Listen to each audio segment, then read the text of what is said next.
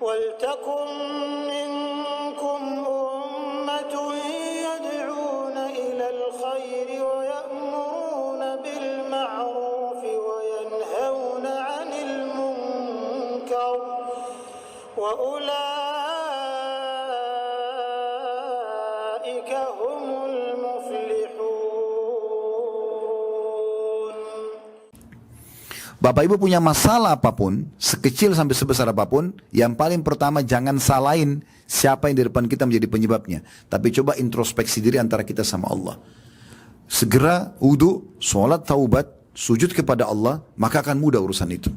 Daripada kita sibuk nyalain si fulan, tidak ada gunanya. Kita tidak memperbaiki sumber masalah kita. Kalau kita kerja di perusahaan, apa yang membuat kita terancam tidak kerja lagi di situ? Pelanggaran kan? Itu masalahnya. Dosa. Kita sibuk melakukan dosa tanpa kita sadari sebenarnya itu sumber masalah kita. Sebagian salaf mengatakan saya mengetahui saya punya dosa dengan Allah kalau saya lihat perubahan sikap dari pasangan hidup saya. Istri berubah sikap, suami berubah sikap. Tunggangan saya, dia mau naik kudanya tiba-tiba kudanya kayak menolak. Atau kita mungkin mau naik mobil tiba-tiba macet atau kendaraan mogok atau kendaraan misalnya pecah bannya atau apa saja. Bahkan tikus masuk dalam rumahnya. Dia mengatakan bahkan tikus masuk ke dalam rumah saya itu adalah dosa saya. Sebagian di antara mereka teman-teman kalau lewat di sebuah tempat, tercium bau sampah saja, bau tidak enak, dia langsung beristighfar kepada Allah. Kok bisa sampai ke hidung saya? Berarti ada sesuatu. Begitu pekahnya mereka. Jadi jangan anggap remeh masalah istighfar. Banyak orang tidak bisa istighfar, Bapak Ibu sekalian. Banyak orang lisannya tidak bisa mohon ampun kepada Allah karena Allah tidak berikan taufik. Kata sebagian salaf, siapa yang Allah mudahkan lisannya istighfar, berarti Allah ingin mengampuni dia. Makanya kemarin saya ingatkan, baca istighfar sampai ke ujung sana. Astaghfirullah wa atubu ilaih. Kata Nabi SAW dalam sebuah hadis Bukhari, Allah sangat gembira dengan taubat hambanya. Sampai-sampai lebih gembira daripada seseorang di antara kalian yang membawa seluruh bekalnya di atas tunggangannya, lalu dia pergi ke padang pasir yang tidak bertuan.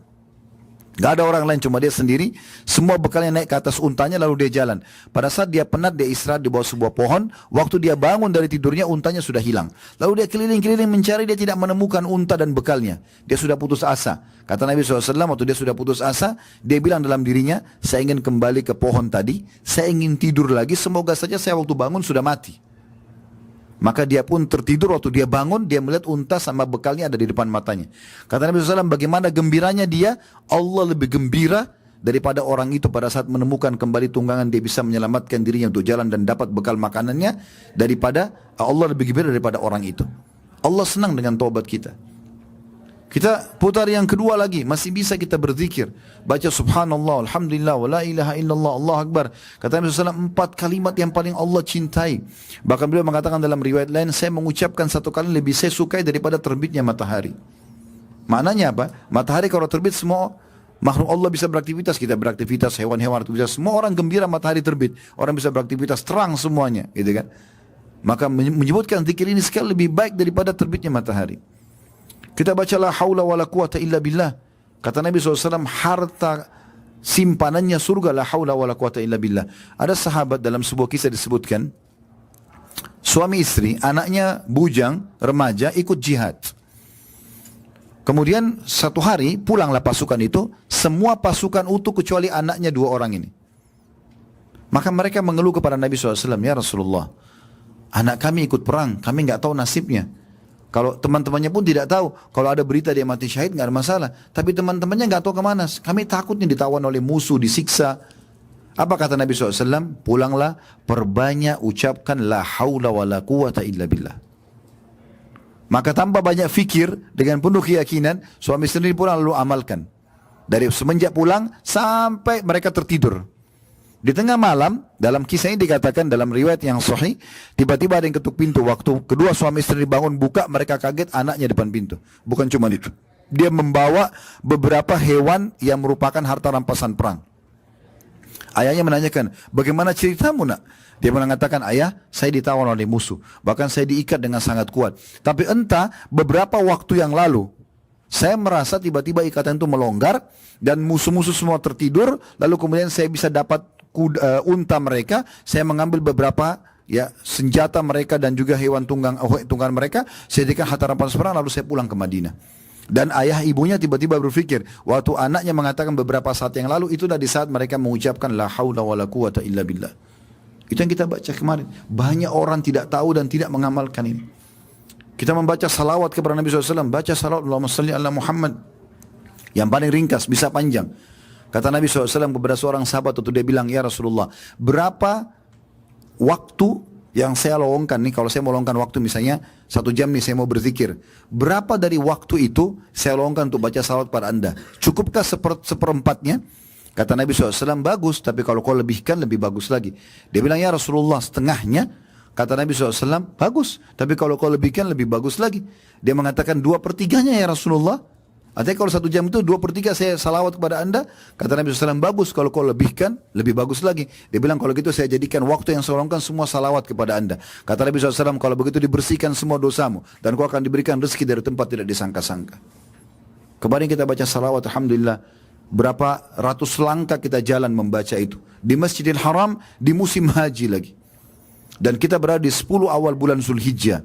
Yang kata Nabi SAW, ma min ayyamin al-amalu salih fi ahabbu ila Allah min hadhil ayyam ya'ni al-ashr. Tidak ada hari-hari sepanjang tahun, kata sebagian ulama, bahkan Ramadan pun 10 terakhirnya kalah dengan yang kita sekarang ini ada, 10 awal bulan Zulhijjah. Kata Nabi SAW, tidak ada hari-hari sepanjang tahun di mana semua jenis amal saleh wajib ataupun sunnah lebih Allah cintai dibandingkan dikerjakan di 10 awal bulan Zulhijjah. Dan kemarin kita umrah di 10 awal bulan Zulhijjah. Kita pun sekarang masih menunggu sambil ibadah 10 awal bulan Zulhijjah. Maka kata para sahabat, ya Rasulullah, walal jihadu fi sabilillah, wahai Rasulullah, jihad pun di jalan Allah, keluar meninggalkan keluarga, meninggalkan pekerjaan, bisa disiksa oleh musuh, bisa dibunuh. Sama itu juga belum bisa mengalahkan pahala amal yang dikerjakan di 10 awal bulan Zulhijjah, walaupun sunnah, makna hadisnya walaupun sunnah. Kata Nabi SAW, walal jihadu fi sabilillah, jihad pun di jalan Allah belum bisa mengalahkan amal-amal yang dikerjakan di 10 awal bulan Zulhijjah. Walaupun jihad, illa rajulun kharaja binafsi wa mali wa lam yaji bidzalika bi syai'. Kecuali seseorang laki-laki yang keluar membawa seluruh hartanya, membawa jiwanya, dia punya 10 miliar dikeluarkan semua diinfakkan, kemudian dia pun mati syahid, dua-duanya habis, baru bisa menyamai amalan yang dikerjakan di 10 awal bulan Zulhijjah. Maka ini amal-amal yang mulia. Sudahkah kita syukuri semua ini teman-teman sekalian? Nikmat Allah yang melimpah, di masalah kita kerjakan saja itu. Gugurkan rambut-rambut kita pada saat kita cukur, pahalanya besar sekali, luar biasa. Dan terlalu banyak nikmat-nikmat yang lain. Coba peka teman-teman melihat nikmat Allah di sekitar kita. Bahkan kadang-kadang subhanallah, ada hal-hal yang kita anggap mungkin itu buruk, padahal sebuah nikmat. Ini saya kadang-kadang sampaikan contoh di pengajian, saya ingatkan kembali. Contoh misalnya lapar. Kalau kita tanya apakah anda mau lapar, jawabannya orang pasti tidak mau lapar. Tapi sudah paham gak teman-teman sekalian? Kalau tanpa lapar, gak enak makanan itu. Contoh misalnya kita sudah kenyang nih. Udah makan 2 piring, makanan udah kenyang. Kemudian kita dikasih lagi ayam bakar, dikasih lagi apalah jenis makanan yang paling kita suka. Kita gak mau makan lagi karena sudah kenyang. Tapi kalau kita lapar, nasi sama sambal saja enak. Berarti lapar itu bukan ajang untuk keluh kesah. Selalu kita bilang, aduh lapar. Kenapa aduh lapar? Alhamdulillah lapar. Karena lapar itu pintu untuk nikmatnya makan. Sama juga dengan haus. Dengan haus, tenggorokan kita kering, kita jadi nikmat sebenarnya. Karena nikmat jadi minum. Kalau kita minum, apalagi kalau kita lagi haus, kita minta misalnya air dingin. Itu kan beda. Dibandingkan kita lagi tidak haus, kalau ditawarkan mau minum apa Bapak Ibu, kita masih punya pilihan.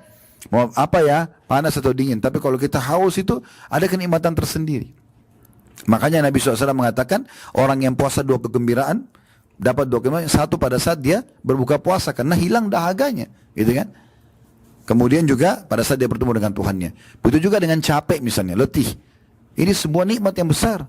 Kalau kita dari pagi disuruh tidur Bapak Ibu sekalian, sampai malam kita tidur nih. Malam disuruh tidur lagi, apakah kita masih bisa tidur? Coba saya tanya. Kalau Bapak Ibu dari pagi disuruh tidur sampai malam, terus malam suruh tidur lagi, masih bisa tidur nggak malamnya? Hah? Mana ini, masih hidup nggak?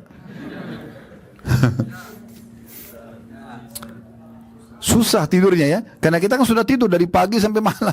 Kita tidur dari jam 8 pagi sampai jam 6 sore. Terus kita jam 10 malam suruh tidur lagi, susah tidurnya, karena sudah banyak tidurnya. Tapi kalau kita dari pagi kerja sampai maghrib, capek nih. Pas ngantuk tidur malam hari, capek. 2 jam aja sudah nikmatnya luar biasa. Berarti mulai sekarang Bapak Ibu kalau lapar, kalau haus, kalau capek bilangnya apa? Alhamdulillah. Bukan selalu aduh, ya. Keluhan terlalu banyak. Lihat orang yang masih di bawah kita. Jadi kita bisa bersyukur kepada Allah SWT. Kalau kita punya sepeda, jangan lihat orang yang punya motor, tidak akan bersyukur. Pasti kita akan selalu, ya kalau kita tidak bersyukur. Tapi kita lihat orang yang masih jalan kaki.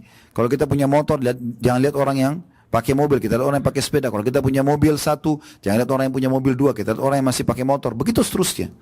Kita tinggal di satu wilayah di Jakarta, misalnya itu di satu wilayah, jangan lihat orang yang lebih elit, lihat orang yang di bawah kita supaya kita bersyukur. Walaupun kita boleh dalam Islam punya ya ambisi positif di tanda kutip ya, punya semangat untuk mendapatkan lebih besar nikmat, tamak terhadap Allah boleh, tapi jangan sampai kita kufur nikmat. Karena tidak mungkin kita pindah ke nikmat setelahnya kecuali kita bersyukur. Syukur ini teman-teman harus diikuti dengan seluruh anggota badan ya, bukan hanya lisan saja, tapi dengan seluruh anggota badan. Dan yang paling bagus adalah kita bersyukur itu dengan menggunakan apa yang Allah berikan ini dalam ketaatan kepada Allah. Diberikan kesehatan untuk ibadah, diberikan harta untuk bersedekah, gitu kan? Apa saja kita lakukan untuk ibadah kepada Allah Subhanahu wa taala. Di situ puncak syukurnya seorang hamba. Kita bisa lihat bagaimana statement para ulama berhubungan dengan masalah syukur ini, ya. Ibnu Taimiyah rahimahullah mengatakan, "Asy-syukru yakunu bil qalbi wal lisani wal jawarih." Bersyukur itu dijalani dengan hati, dengan lisan dan juga dengan anggota badan. Walhamdu la yakunu illa bil lisan. Sementara memuji Allah digunakan lisan. Maksudnya aplikasi harus ada. Bukan cuma kita bilang alhamdulillah, tapi bentuk syukur kita adalah dengan kita ya praktekkan di lapangan. Contoh misal Bapak Ibu masuk ke satu restoran, cocok makanannya, kita rasa enak. Coba sebagai tanda syukur beli jenis makanan yang sama, porsi yang sama, berikan kepada tukang parkir, berikan kepada orang-orang susah. Kita beli pakaian, berikan pakaian yang sama, berikan kepada orang-orang yang mungkin dia tidak akan mungkin bisa membelinya misalnya. Maka itu bentuk syukur. Kemudian Ibnu Qayyim rahimahullah dalam kitab Tariq al-Hijrain di halaman 508 mengatakan, "Ats-tsana'u 'alan ni'ami wa mahabbatu wal 'amalu bi ta'ati." Memuji atas nikmat dan mencintai nikmat tersebut serta memanfaatkan nikmat dalam ketaatan. Ini makna syukur. Kata beliau, memuji atas nikmat, bilang alhamdulillah, dan mencintai nikmat itu. Melihat ini adalah sebuah hal yang besar. Jangan dikecil-kecilkan nikmat itu, ya. Dibesarkan dan memanfaatkan nikmat untuk ketaatan. Banyak orang begitu kan, kadang-kadang syaitan kelabui dia. Di saat dia belum mendapatkan, maka dia menggebu-gebu. Contoh misal dalam rumah tangga, kita hidup dalam rumah tangga misalnya. Sebelum menikah mungkin kita semangat untuk menikah dengan pasangan kita. Begitu kita sudah menikah, kita anggap itu sebuah nikmat yang kecil. Sehingga tidak pernah kita syukuri. Selalu saja ada keluh kesah dalam rumah tangganya. Padahal sebenarnya Allah sudah berikan kepada dia. Mungkin banyak laki-laki lain berharap menikah dengan istri kita, atau banyak perempuan lain berharap menikah dengan suami kita. Tapi Allah jadikan ini sebuah nikmat. Banyak orang tidak syukuri masalah itu. Sehingga selalu saja yang ada keluh kesah dalam hidupnya. Pada saat diberikan Allah SWT amanah anak. Mungkin sebelum punya anak berharap punya anak. Tapi begitu punya anak, anaknya dimarah-marahin, dipukul. Anak-anak bukan untuk dimarahin dan dipukul. Untuk dididik. Kalau mereka salah, itu karena mereka belum faham. Dan saatnya di situ kita mengambil pahala, mencari pahala. Contoh saja, berapa banyak orang tua yang mengucapkan kata-kata yang tidak baik. Kamu nakal, kamu begini, ibu menyesal melahirkan kamu, ayah begini dan begitu.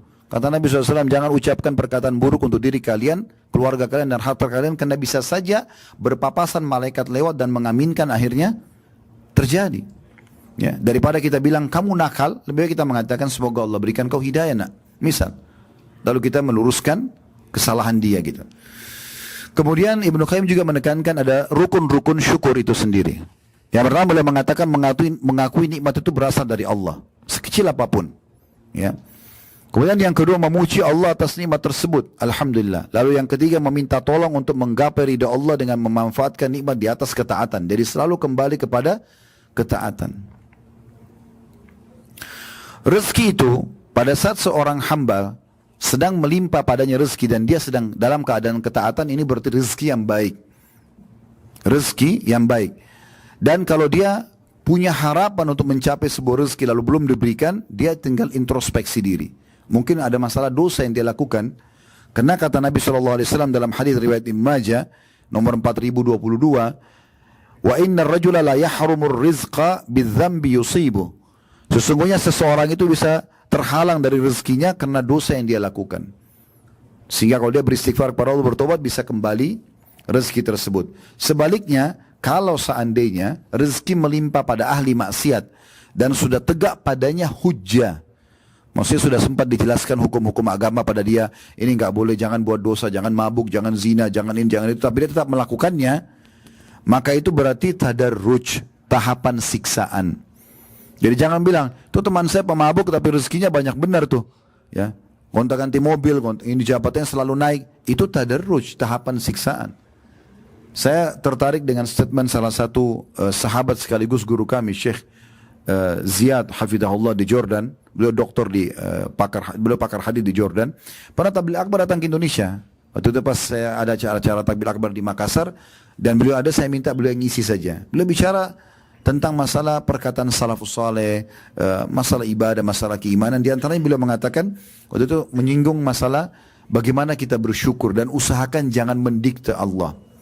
Beliau kasih contoh dirinya sendiri. Beliau bilang begini, contoh saya, dia bilang, saya dulu saking semangatnya waktu menikah ingin sekali punya anak laki-laki.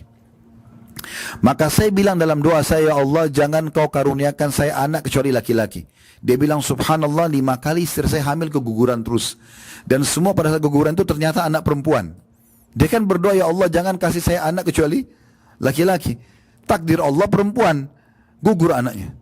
Maka dia bilang, saya datangi guru saya. Kebetulan belum muridnya Syekh Albani. Beliau mengatakan, saya datangi Syekh Albani. Lalu saya katakan, Syekh, tolong kejadiannya seperti ini. Apa saran anda?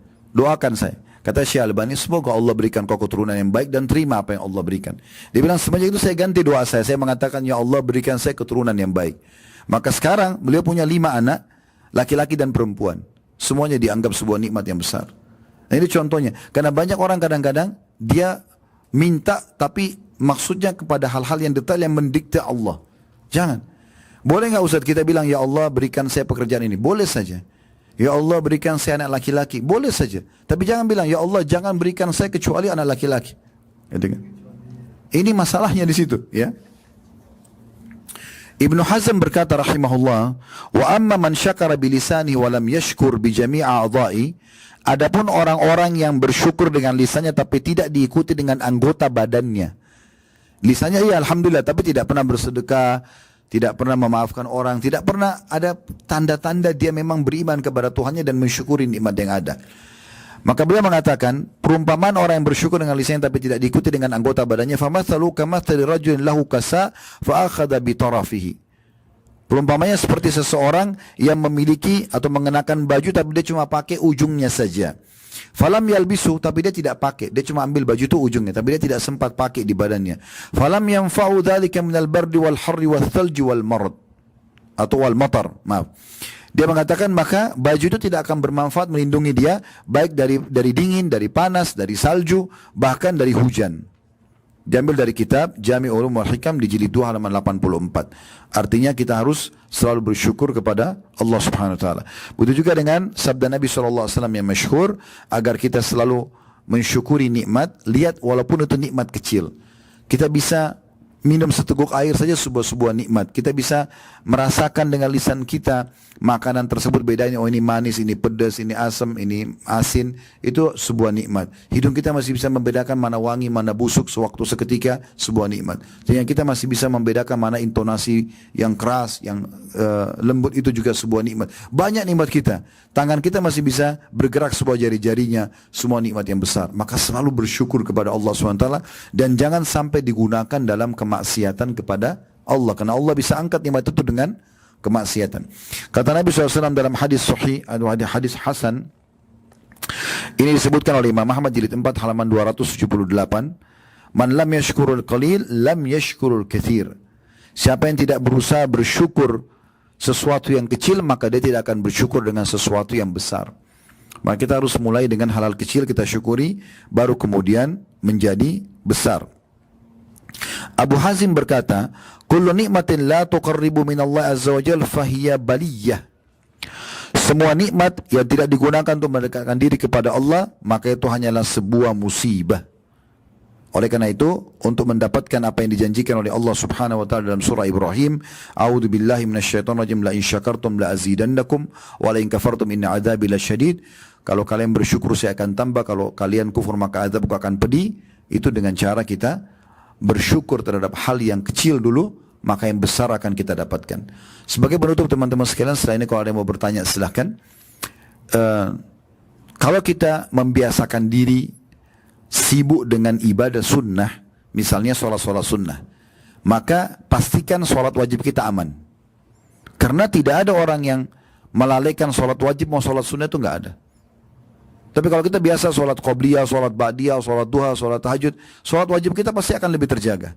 Kalau kita biasa puasa Senin, Kamis, Ayyamul Bid, puasa Ramadan datang biasa aja. Orang yang biasa umrah, pergi haji begini ringan bagi dia. Ya. Orang yang biasa sedekah kecil, maka yang besar juga dia tidak ada masalah. Maka ini semua masuk dalam aplikasi hadis tadi. Ya, maka kita syukuri teman-teman sekalian, selalu banyak bersyukur. Bahkan subhanallah, saya setelah sekian tahun mempelajari agama ini, saya mengambil sebuah kesimpulan sederhana. Kapan kita selalu bersyukur dan beristighfar, digabungkan dua itu ya. Bersyukur atas nikmat semua, ada salah kita mohon ampun kepada Allah, pastikan tiket kita sudah siap untuk menuju ke surga. Tapi banyak orang subhanallah yang Allah katakan dalam Al-Quran, wa qalilun min ibadiyasy syakur. Tapi sayangnya sangat sedikit hambaku yang mau bersyukur. Ingat cirinya tadi saya katakan, bersyukur itu orang yang jarang sekali berkeluh kesah, bahkan tidak berkeluh kesah dengan lisannya, tapi selalu bersyukur. Ya. Sebaliknya orang yang kufur nikmat justru banyak keluh kesah, sebesar apapun nikmat selalu kecil di mata dia, sehingga semuanya salah. Bahkan termasuk diri dia sendiri, kebanyakan dia anggap dirinya berbuat kesalahan padahal sebenarnya dia sedang mungkin tidak berbuat salah. Allahu a'lam.